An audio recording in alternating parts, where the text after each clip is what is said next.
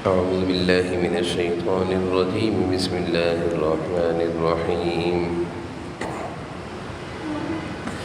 وجاء إخوة يوسف فدخلوا عليه فعرفهم وهم له منكرون. ولما جهزهم بجهازهم قال ائتوني بأخ لكم من أبيكم ألا ترون أني أوفي الكيل وأنا خير المنزلين فإن لم تأتوني به فلا كيل لكم عندي ولا تقربون. قالوا سنراود عنه وأباه وإنا لفاعلون. صدق اللہ العظیم. سورہ یوسف کا الحمدللہ درس چل رہا ہے. اب تک آیت نمبر 57 تک کا ترجمہ اور تفسیر بیان ہو چکی ہے. آج جو تلاوت ہوئی ہے آیت نمبر 58 سے ہوئی ہے.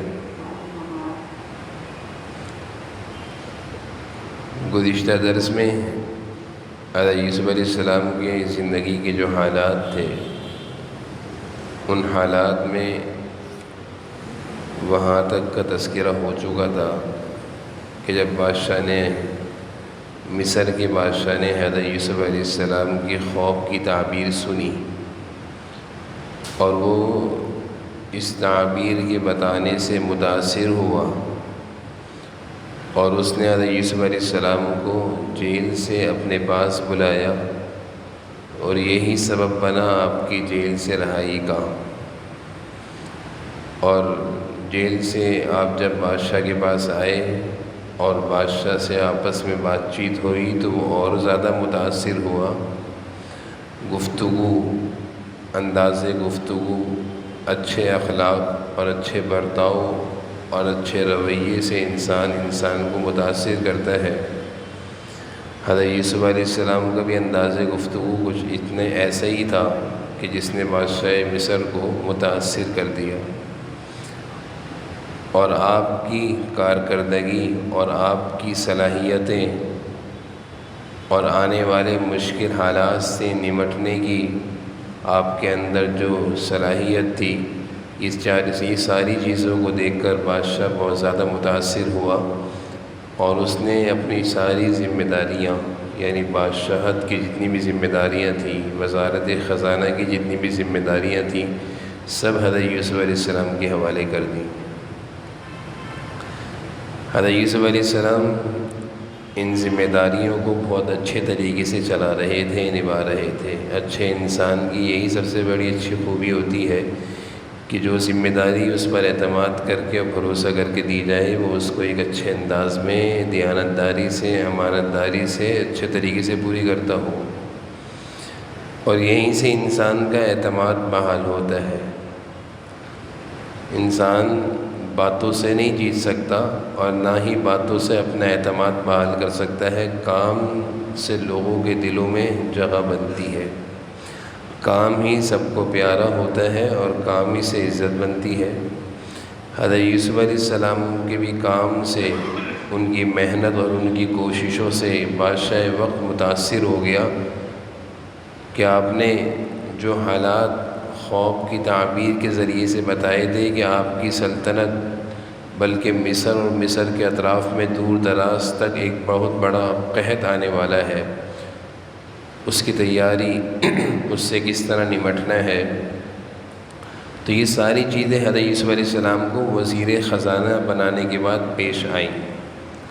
جب آپ وزیر خزانہ کے منصب پر فائز ہو گئے اور آپ نے وہ ذمہ داریاں سنبھال لیں تو 7 سال ایسے آئے کہ جس میں بہت اچھی طریقے سے بارشیں بھی ہوئیں، غلہ بھی اور کھیتی باڑی اور دیگر ہر چیز خوب اچھے پیمانے پر اللہ تعالیٰ کی طرف سے مصر میں موجود پائی. یعنی خوب کھیتی باڑیاں بھی ہوئیں، خوب درخت بھی لگے، خوب پھل بھی اگے، سب چیزیں ہوئیں. اور پھر اس کے بعد جو اگلے 7 سال آئے وہ قحط کے سال تھے، تکلیف اور مشقت کے سال تھے، محنتوں کے سال تھے، صبر اور برداشت کے سال تھے، تو ان 7 سال کو بڑے طریقے سے گزارنا تھا۔ تو حضرت یوسف علیہ السلام نے گزشتہ 7 سالوں میں جو آمدنی کا ذخیرہ تھا اس میں سے کچھ خرچ کیا اور کچھ اگلے مشکل حالات کے لیے رکھ لیا۔ تو جب مشکل حالات آئے، 7 سال قحط کے آئے، تو اس میں حضرت یوسف علیہ السلام غلے کو خود تقسیم کیا کرتے تھے، یعنی کسی کے ہاتھ میں یہ ذمہ داری نہیں تھی، کیونکہ یہ اہم ذمہ داری تھی۔ اگر کسی ایسے اہل غیر کو دے دیتے اور وہ مال خوب خرچ کرتا اڑاتا تو سارا غلہ خالی، خزانہ خالی ہو جاتا۔ حضرت یوسف علیہ السلام کو 7 سال مشکل گزارنے تھے، تو یہ غلہ تقسیم کرنے کی ذمہ داری آپ نے خود اپنے پاس رکھی، یعنی ملازمین کو نہیں دی۔ وزیر خزانہ ہیں لیکن اس کام کو اپنے ہاتھ میں رکھا، کیونکہ اگر وہ ملازمین کو دے دیتے وہ کھلا خرچ کرتے تو سب ختم ہو جاتا۔ یہاں سے بھی معلوم چلا کہ بعض کام ایسے ہوتے ہیں اپنے اداروں میں کہ جن کو اپنے ہاتھوں میں رکھنا پڑتا ہے ادارے کی ترقی کے لیے۔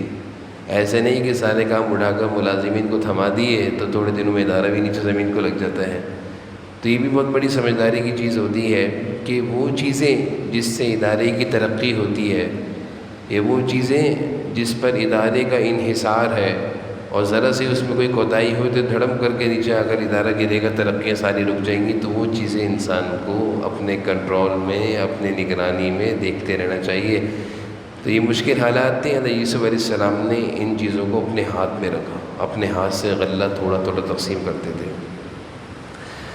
تو بہت دور دراز سے لوگ غلہ لینے کے لیے آتے تھے کہ بھئی مصر کا بادشاہ کوئی بہت اچھا انسان ہے جو ان مشکل حالات میں غلہ تقسیم کر رہا ہے۔ ترتیب یہ تھی کہ تھوڑے سے پیسے لیتے تھے، بہت زیادہ غلہ دیتے تھے، تھوڑے سے پیسے بھی لیتے تھے یوسف علیہ السلام کہ بھئی تھوڑے پیسے دو اور غلہ بہت زیادہ۔ مثال ہے کہ ایک بوری مثال ہے آٹے کی 700 روپے کی تو 100 روپے لے لیے، اس طرح تھوڑی سی رقم لیتے تھے اور بہت زیادہ غلہ دے دیا کرتے تھے۔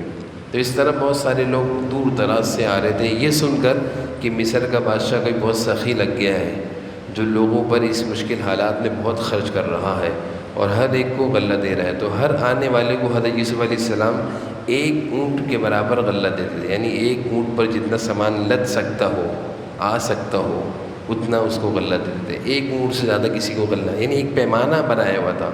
یہ نہیں کہ آنے والے جس کے تعلقات ہیں اس کو 2 اونٹ دے دی، ہمارے یہاں تو یہ ہوتا ہے، اور جس کے تعلقات نہیں ہے وہ لائن کے دھکے کھا رہا ہے، بھوکا واپس چلے گیا، تو غریب پیس رہا ہے، امیر پیٹ بھر رہا ہے۔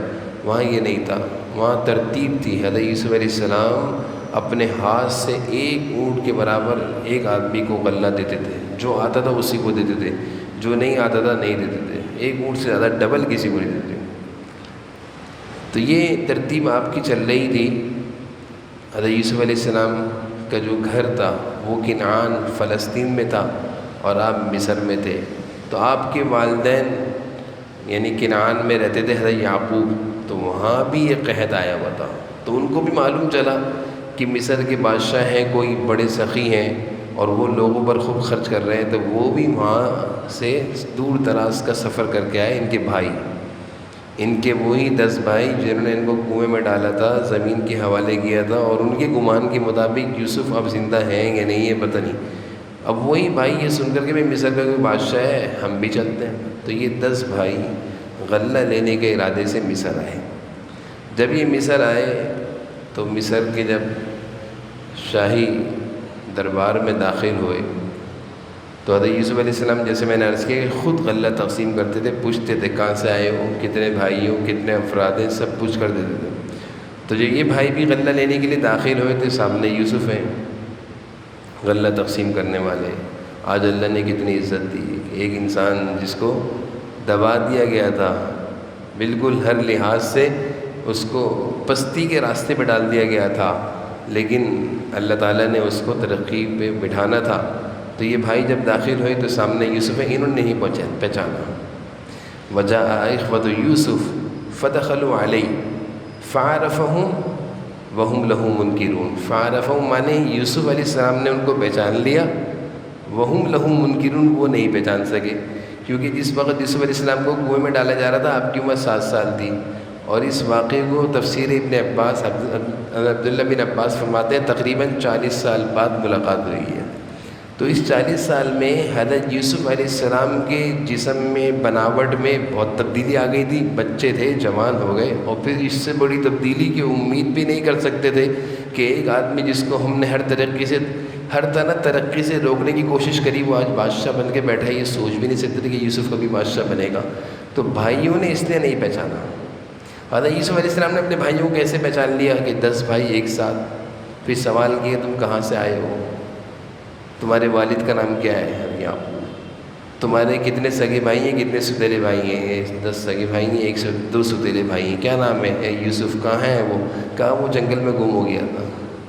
اور ستیلے بھائی کا نام کیا ہے، بنیامین۔ میں نے بتایا تھا شروع میں کہ حضرت یوسف علیہ السلام اور بنیامین یہ 2 سگے تھے، حضرت یعقوب علیہ السلام کی پہلی اہلیہ سے تھے، ان کا انتقال ہو گیا تو دوسری بیوی، پہلی بیوی سے وہ 10 بھائی تھے اور دوسری بیوی سے یہ تھے۔ تو حضرت یوسف علیہ السلام نے ان سوالات کے ذریعے پہچان لیا۔ اللہ نے فرمایا فعرفہ، حضرت یوسف نے پہچان لیا ان سب کو، وہم لہ منکرون، اور وہ پہچاننے والے نہیں تھے، یعنی وہ پہچاننے سے انکار کر رہے تھے، ان کا ذہن یہ ماننے کو تیار نہیں تھا کہ یہ بھی ہو سکتا ہے۔ حالات ایسے بن گئے تھے کہ انسان سوچ نہیں سکتا تھا یہ بھی ہو سکتا ہے، اور لیکن اللہ تعالیٰ کے لیے کیا مشکل ہے۔ اللہ تعالیٰ کسی کو نوازنے پر آئیں، دینے پر آئیں، تو دنیا میں ہم بہت سارے ایسے حالات دیکھتے ہیں کہ بہت سارے ایسے لوگ تھے، بہت کھاتے پیتے تھے، ان کے ہاتھوں سے لوگوں کو تقسیم ہوتا تھا، آج وہی لوگ الٹا معاملہ ہو گیا، لوگوں سے مانگ کر کھا رہے ہیں۔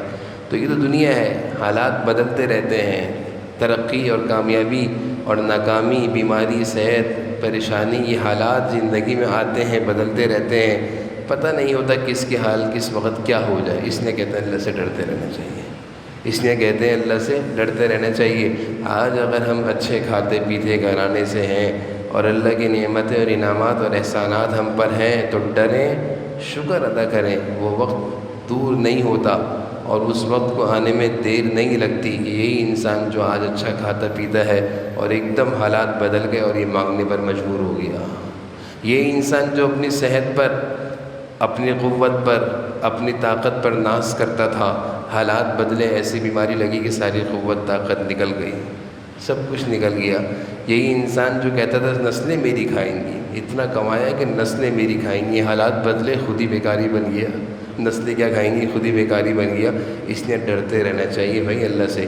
حضرت یوسف علیہ السلام کے واقعے سے یہی بہت بڑا سبق ہمیں مل رہا ہے کہ اللہ تعالیٰ ایک انسان جو غلام تھا، جیل قیدی تھا، مصر کے بازاروں میں بک رہا تھا، کنویں میں پڑا ہوا تھا، اس کو اٹھا کر مصر کا بادشاہ بنا دیا۔ تو حالات ایسے پلٹا مارتے ہیں۔ اللہ تعالیٰ ہمیں اس واقعے سے ان باتوں کو سیکھنے کی توفیق عطا فرمائے۔ دیکھیے گا، یہ میں نے آج کے درس میں ایک ہی آیت کا ترجمہ کیا ہے، ایک ہی آیت کی تفسیر بیان کی ہے، پھر انشاءاللہ کل کے درس میں اس سے آگے چلیں گے۔ دیکھیے گا، وجاء اخوۃ یوسف، اور جب قحط پڑا تو یوسف کے بھائی آئے۔ جاء مانے آئے، اخوہ بھائی یوسف کے، یوسف کے بھائی سے مراد وہی 10 بھائی ہیں۔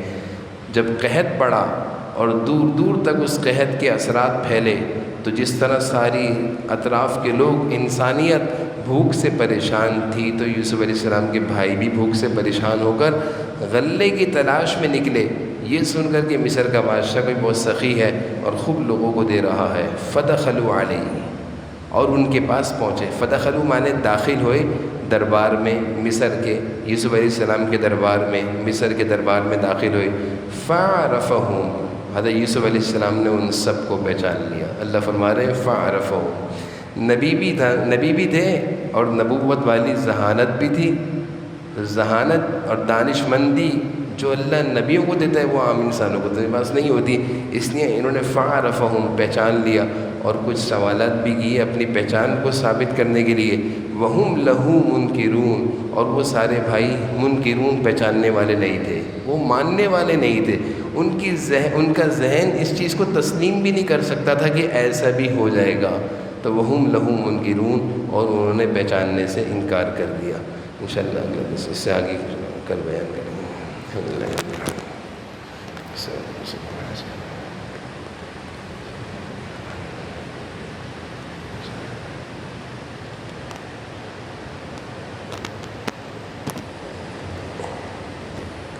اللہ تعالی علیہ وسلم۔ سبق نیچے ہوگا، مولانا کے پاس چلے جائیں۔